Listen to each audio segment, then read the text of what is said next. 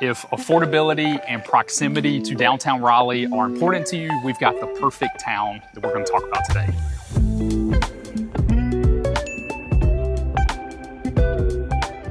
So we are going to be talking about Garner today. So Garner is a town just south of Raleigh. You are only about like 15 minutes from downtown Garner to downtown Raleigh. So obviously some parts are going to be butting up right next to it and you're only 5 minutes. Some parts are going to be further apart. You could be 25 minutes, you know, but generally speaking, about 15 minutes away. And it just gives you really easy proximity into Raleigh with a lot more affordability. Absolutely. All right, so building off of what Cindy just said, as far as the location of Garner, to put it more in context of the general area. So Garner is going to fall in between Fuquay and Clayton, just directly south of Raleigh.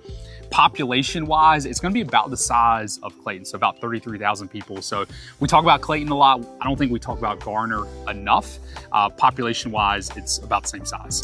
Yeah, so definitely a smaller feel. So if you like that more rural type feel, Garner could be a good fit for you. There's a good mix of like, you know, there's a lot of cookie cutter suburbs and things like that and shopping access here in Garner, but then there's also a lot of, you drive by a lot of little farms and things like that. So it has some of that rural charm to it that a lot of people really love. They might not want to farm themselves, but they might like passing by it on the way home, which can be sometimes harder to find if you're like right in the heart of one of the bigger suburbs. So it definitely has a fun feel to it. Yeah, and fun fact, Scotty McCreery is from Garner. It's the water tower town.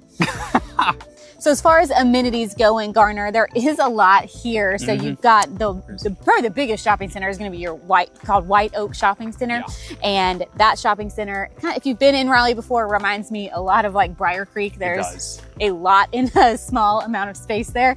You know, it's got a Target inside, Best Buy, like just tons of shops. Chick-fil-A, very important. And there's actually 2 Targets in Garner, which is surprising, and they're actually both on the same road, so it's kind of funny, but I think they are a decent distance apart. But you do have a lot of access to shopping, so if you're here in Garner, it's not like you're gonna have to leave and go into Raleigh just to go to a Target or go pick up dinner or something like that. I'm sure you will, because you'll find restaurants you love in Raleigh and stuff too, and it's gonna be easy to get to it. But sometimes with the other suburbs, like Clayton still doesn't have a Target or a Chick-fil-A, so you are having to drive into Raleigh. So it is nice to kind of have everything just right here. All right, so also in the category of amenities, we like to talk about parks. And so Garner actually has some pretty decent existing parks and some really amazing parks that are coming down the pipeline in the next several years. So we're actually filming at Lake Benson Park now, which is a really beautiful area. Obviously, it borders Lake Benson. You have walking trails, playground. Like, it's just a really nice natural area. A big park too. So I know I mentioned Garner also has some new parks coming down the pipeline. One is Jurgen Park. So this actually just received an $8.5 million federal grant to help with the building of that park. And it's gonna be really cool. You're gonna have athletic fields. You're gonna have an adventure area. They're calling it an adventure area that's got like a ropes course, zip line area, playground. Like, it's gonna be a really neat park that's coming in Garner. Construction is expected to start early 2025, so really just right around the corner. And then you have another park that's coming down the pipeline called Meadowbrook, which is also going to be a really neat park. So it's got a really cool history, actually. It was the first African-American golf club in North Carolina. And so they're kind of playing off of its past history. It's going to have a putting green that kind of ties into that past history. It's going to have a lake there for kayaking and canoeing.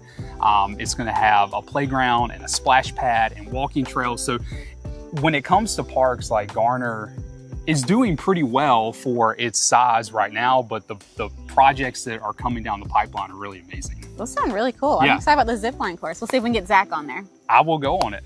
No, he won't. I will. I like it. You're terrified of heights. No, but you're strapped in. I'm terrified of heights, but you're strapped in. We'll see. We'll see.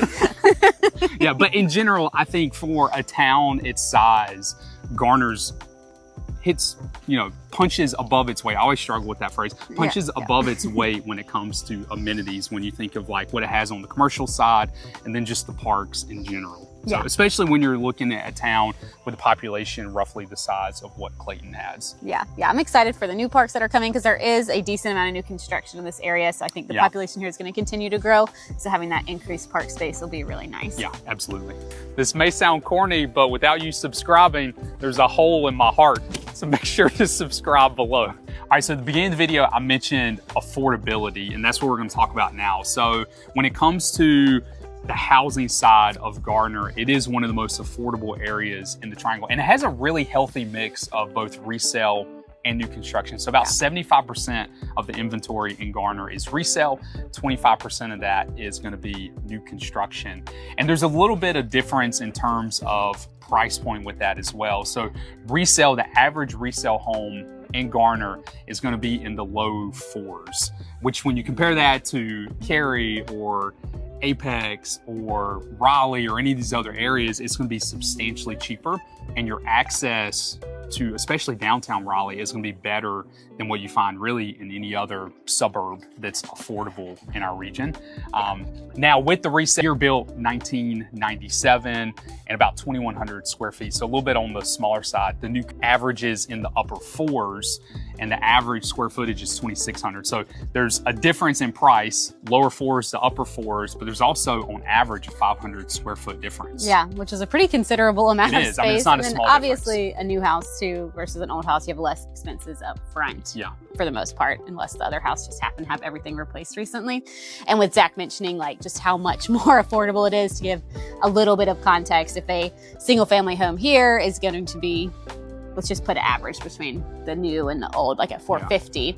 And then you go into Raleigh where the averages are closer to 585 to 600. I mean, you're saving a substantial amount of money and you're still really close. And then if you were talking about some of the other suburbs around like Apex and Cary where your averages are more in the sevens, this is definitely feels like a win on the budget side for sure. So kind of the pros and cons, things we like and dislike. You know, obviously we really like the affordability of Garner. Definitely opens up a lot of doors for people, especially if you do want something new or if you just want something resale. You can definitely get a lot more bang for your buck here. And then in addition to that, just the easy proximity to get into Raleigh as far as like overall distance, it's pretty close. It is. I mean, when you look at like other affordable areas, whether it's Fuquay, Wendell, Clayton, they're all going to be further out than what you get with Garner.